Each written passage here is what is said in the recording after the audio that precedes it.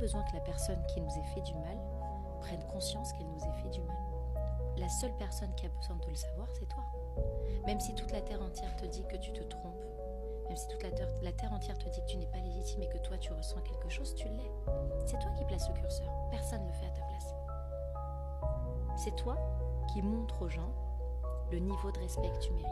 C'est toi qui montre aux gens comment tu as envie d'être traité et comment tu as envie d'être aimé. Les gens ne le feront pas à ta place. Personne ne le fera pour toi. T'as beau avoir le meilleur cœur de la planète. T'as beau avoir la capacité de toujours te mettre à la place des autres, de toujours leur trouver des circonstances atténuantes, des excuses. Les gens ne le feront pas forcément pour toi. Et ça, faut que ça fasse mal. Faut en prendre conscience avant que ça puisse faire du bien.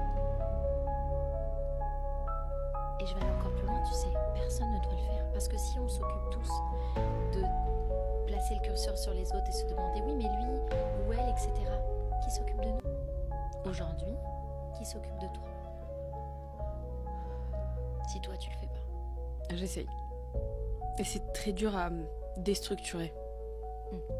J'ai été conditionnée, comme on dit, quand il y a conditionnement, il y a déconditionnement. Mais je pense que c'est la chose la plus dure à faire de toute une vie. C'est la chose la plus dure. C'est-à-dire qu'on m'a construit un certain chemin mental et je suis arrivée à un âge ou à un stade ou à un moment de ma vie où je me dis ok, ça je garde, ça je perds.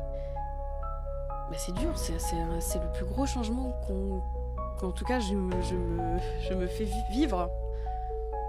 Avant que ça fasse du bien, ça va faire mal. Ouais.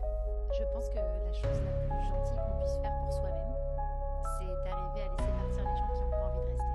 Parce qu'il y a certaines personnes, qu'on le veuille ou non, qui n'ont pas envie de rester, qui ont accepté d'entrer dans notre vie à un moment donné, mais qu'aujourd'hui, ils ont envie de partir. Et comme on a construit certaines choses avec eux, comme on s'est habitué à leur présence, quand on s'est habitué à leur amour, on n'a pas envie de les voir partir. Et on retient les gens dans notre vie parce qu'on n'a pas envie d'avoir mal. Parce qu'on a tellement peur d'avoir mal qu'on se dit mais s'ils partent, il se passe quoi après? S'ils sont plus là, je suis censée faire comment? Alors je vais pas les laisser partir, comme ça j'aurai pas mal. Sauf que les garder auprès de nous alors qu'ils ont pas envie de rester, ça fait mal aussi. La douleur, elle existe et il faut que tu te dises que ça fera mal. Quoi que tu décides de faire, ça fera mal. Tu dois juste décider pour quelle douleur tu as envie de te battre. Soit tu peux te battre pour la tienne, soit tu peux te battre pour la douleur que quelqu'un t'inflige. Ça c'est à toi de décider.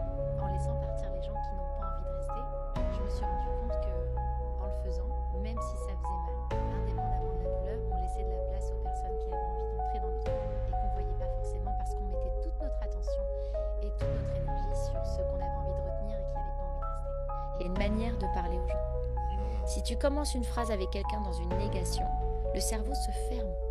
La personne n'écoutera plus pour comprendre, elle écoutera pour répondre. Et moi, je pense qu'il faut prendre conscience de l'autre.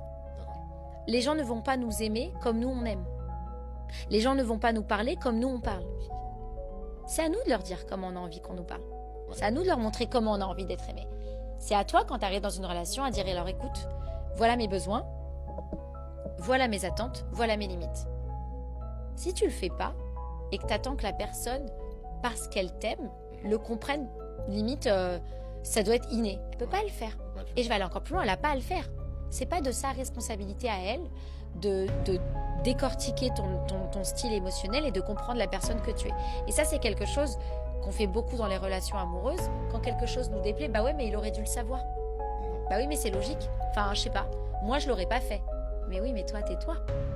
Lui, il est lui. Et inversement, elle est elle. Elle n'est pas toi. Les gens ne sont pas nous.